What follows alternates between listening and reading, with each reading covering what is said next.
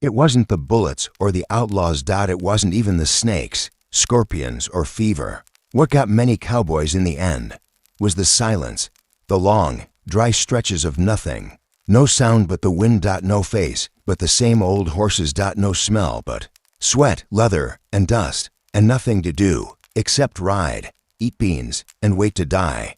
A cattle drive could last 2 months, 2 months of open plains, empty skies, and the same 5 men you'd already stopped liking a week in.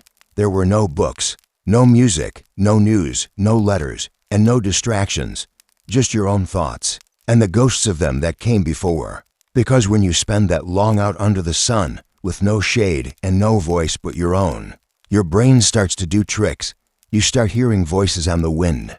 You think someone's riding behind you, but no one is. You talk to your horse. You argue with him. And sometimes he talks back. The campfires were worse, because after sundown, the silence didn't get quieter. It got louder. That's when cowboys started pacing, rocking back and forth, whittling the same stick for hours, staring into the fire so long their eyes dried out. It was called prairie fever, not a disease you caught, but one that built inside your skull, slow and steady. No fever, no chills, just the feeling you were coming apart inside. One trail boss said it best: you go a week without talking to anyone but cows, and the cows start making sense. You could tell when it was getting bad. Men stopped joking. They stopped singing. They chewed tobacco down to the root and stared into the distance. Sometimes a cowboy would wander off to look for water and never come back. They'd find his hat by the edge of the bluff. No note, just emptiness. Nobody called it what it was. There weren't words for depression out there. No one said mental health or loneliness. You were just touched in the head, or worse, weak. So men bottled it, and it festered. One man tried to dig a grave for himself, said he might as well get started. Another rode into a dust storm without supplies. Some sat down and never got back up. They weren't afraid of death. They were afraid of nothing. Nothing to do, nothing to hope for, just the endless flat land and the knowledge that tomorrow would be exactly the same. Most cowboys weren't gunslingers. They weren't legends. They were boys from farms, hired hands, dropouts and orphans. And when they rode out west hoping for glory, they didn't find it. They found boredom, crushing, blistering, mind-numbing boredom. And in that silence, they came undone. It usually started with little things. A cowboy would talk to himself. Not unusual, everyone did. But he'd start arguing out loud, then yelling, then laughing at nothing, then whispering when no one was near. At first, the others ignored it. Then they got nervous, because out there, madness wasn't just a personal problem. It was a threat to everyone. There was one story about a rider named Caleb. Quiet, polite, always humming some tune from Georgia. One night, they found him crouched behind the supply wagon, carving his name into the wood over and over, with a knife. He said the night sky was talking too loud, said he needed to cut the noise out of the wagon. They took his knife, gave him some coffee. The next morning, he was gone. His horse was tied up. His hat was still there, just footprints walking into the plains. No one ever saw him again. And then there were the fires. A bored cowboy, a lonely one, might get fixated on the flames. They'd sit too close. They'd touch the coals with a stick, then with a gloved hand, then bare fingers, like they needed to feel something real. Some even walked through the smoke, slow and blank-eyed, like it didn't bother them at all. Some nights, it wasn't coyotes they feared. It was each other. A man losing his mind could start a fight over a bean ration. He could draw his gun over a stolen blanket that wasn't stolen. He could snap, and nobody would see it coming. The trail bosses started watching for signs, not to help, but to decide when to separate someone, because if one man lost it, he could take others down with him. There were whispers. Joe's not sleeping. Billy's been staring at the same spot for 2 days. Don't let Sam do night guard. But they didn't talk to each other about it. Not in any real way. Cowboys weren't trained to help. They were trained to shut up. So they waited until someone cracked, even in small towns, where cowboys waited for their next job. The silence followed. Weeks without work meant weeks in a bunkhouse, sitting, pacing, spitting, sleeping. Drinking. Some played cards obsessively, just to do something. Some polished their guns till the metal wore thin. Some just stared at the wall and waited for someone to tell them they existed. A few wrote letters they never sent. A few carved pictures into tables. A few walked into the saloon, handed their pay to the bartender, and said, "Don't let me wake up." They weren't always joking. The worst part, nobody had language for what they were feeling. They didn't say "I'm depressed" or "I can't take it anymore." They said things like, "I got too much wind in my head. Something crawled in my boots and won't die. I feel like a cow locked in a barn that ain't got no walls." And everyone knew what they meant because they felt it too, but they still did nothing. Because in the Wild West, talking about boredom was as taboo as weakness, and weakness, that could get you killed. It usually started with little things. A cowboy would talk to himself. Not unusual, everyone did out there. But then he'd start arguing, pausing like someone was answering. Later came the laughing, the whispering, the stares at nothing, and worst of all, the silence that followed, like the mind was turning inward and getting lost. At first, the others ignored it. Everyone got weird out there. But deep down, they watched. Because boredom wasn't just a nuisance on the range. It was dangerous. It crept in slow, like a snake under your bedroll. And when it bit, it didn't leave a mark, just a cracked mind. There's one story that every trail hand heard, the tale of Caleb, a soft-spoken rider with a scar above his brow and a humming habit. He'd walk the same circle every night after dinner, tracing the wagon wheels. Then one evening, they found him behind the chuck wagon, whispering to the fire like it owed him money. He'd carved his name into the wood 37 times. When asked why, he said, "The sky's too loud. I gotta write myself quiet." They took his knife, made him coffee. Next morning, gone. Horse still tied, boots still warm, only footprints heading straight into the nothing. No one ever saw him again. Some said wolves, some said he meant to vanish, but most agreed the prairie just swallowed him whole. And Caleb wasn't the only one. Fire did strange things to lonely minds. Some cowboys stared too long at the flames. As if hoping it would blink, they'd poke glowing coals, first with a stick, then with bare fingers, not out of stupidity, but desperation. Pain was better than feeling nothing. Others walked circles in the smoke, mumbling old songs like spells. One man burned all his pay stubs because he said the ink was judging him. They weren't jokes, they were signs. Trail bosses started keeping notes in their heads. Who was sleeping too much? Who wasn't sleeping at all? Who started polishing bullets at 3 a.m. Not to help them, to decide when to move their bedroll a little farther away. Boredom didn't stay still. It mutated. Sometimes into rage. You'd see two men fistfight over the color of beans. You'd hear shouting matches over who snored louder. You'd hear a shot in the dark, no coyote, no target, just frustration loud enough to echo. And the worst part, they'd forget it the next morning. Like the brain just hit the reset button, or like admitting it meant losing control. One cowboy, nicknamed Shivers, refused to speak for 3 weeks. When asked why, he said, "Words leak out of me. To fast, I'm saving some for later." No one pressed further, not because they didn't care, because they didn't want to hear what he'd say. Even during downtime in small towns, the silence followed. After weeks on the trail, the bunkhouse wasn't peace. It was a prison. No cattle to chase, no sunrise to ride toward, just endless waiting for a letter, a job, a reason to shave. Some wrote journals that made no sense. Pages full of tally marks, dream fragments, half-remembered songs. Some played solitaire for 12 hours straight, losing on purpose, just to feel. Some paced like caged animals. Some just stared at walls, lips moving, repeating a single phrase. "This ain't it. This ain't it." They didn't know what it was, but they knew this wasn't it. Every cowboy had their own code for it. "I got too much wind in my skull. Feels like my boots are full of ghosts. Been talking to the moon." And she started talking back. They said it like jokes. But no one laughed, because everyone knew what they meant. They felt it too, that creeping fog inside, the one that made the night feel too long, and the sunrise feel like a chore. And the worst part, there was no word for it. No depression, no mental fatigue. Just he's off, or he needs air, or he'll be fine. But sometimes they weren't. Sometimes they walked too far, stared too long, snapped too quiet. That's how it happened, not with gunfights or duels, but with stillness. Too much time, too much space, too little reason to be alive.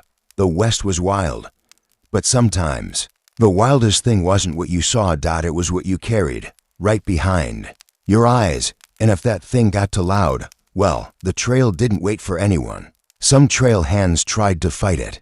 They played cards, endless games of poker, blackjack, something called dead crow, which no one could explain. Sometimes they didn't even bet money. They just wanted to move their hands, say something, hear the clink of a tin cup. One cowboy made a chessboard out of carved bullets and dried beans. Another built a domino set from bone scraps. Anything to not be alone with the sound of the wind. But the wind always won. Others turned to animals, dogs mostly, if they could keep one fed. A mutt named Boots rode 600 miles tied to the back of a saddle. His job? Nothing. His presence? Everything. Some men talked to their horses like brothers, brushed them with more care than they gave themselves. One cowboy fed his mule from his own plate, said the mule was a better listener than most men. It wasn't a joke. A few found wild birds and tried to tame them. One man kept a lizard in his vest. Another claimed a squirrel followed him from Kansas to New Mexico. When asked why, he said, "Because I ain't got no shadow," and he volunteered. Music helped for a while. Harmonicas passed from mouth to mouth like canteens. One guy had a broken fiddle with 2 strings and still played every night. Another whittled a flute from mesquite wood, said it made the coyotes pause. Singing around the fire helped some. Old songs from home. Sad songs, mostly. No one ever finished them. Not because they didn't know the words, but because they didn't want to remember them all. The music wasn't for fun. It was for survival.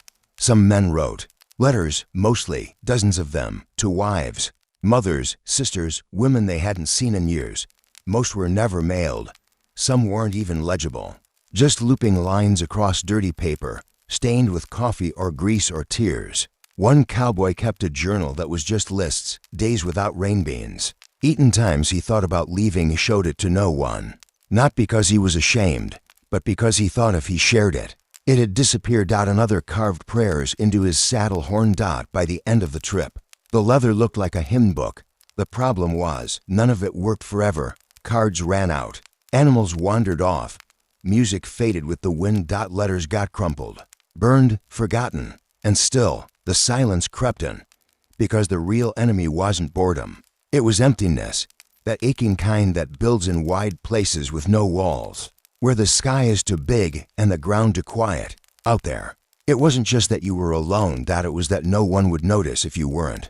Some trail bosses tried to manage it. They'd change routes more often. Add small tasks just to break routine. Have the men ride in pairs to keep them talking. But you can't outrun stillness. You can't distract a mind that's already halfway gone. One boss named Everett kept a bell tied to his own saddle. When asked why, he said, "If you hear me ringing, that means I'm still here." He wasn't joking. There was also the weather. Rain that fell for a week without pause. Sun that baked skin into leather. Wind that screamed louder than words. When nature gives you everything at once, pain, beauty, terror, your mind adapts. But when it gives you nothing, that's when it gets dangerous. Many cowboys said they feared not the storms, but the calm that followed. Because in silence, your thoughts speak louder. And sometimes, they say things you didn't want to hear. The bunkhouse in winter was the worst. Stuck inside with 12 other men who were either asleep, chewing, or muttering. The smell of old wool and wet boots. The air thick with pipe smoke and resentment. No chores, no rides, just waiting. For spring, for work, for something to mean something again. That's when you'd hear stories that didn't make sense. One man said he dreamed in black and white. Another thought his boots were moving on their own. A third swore he saw a face in the fire that winked. Nobody questioned it, because no one wanted to be next. What kept most men going wasn't strength. It was momentum. Wake up, eat, ride, sleep, repeat. Don't think too long. Don't feel too much. Keep your hands busy. Keep your mouth shut. They called it grit. But sometimes it was just fear in a nice coat.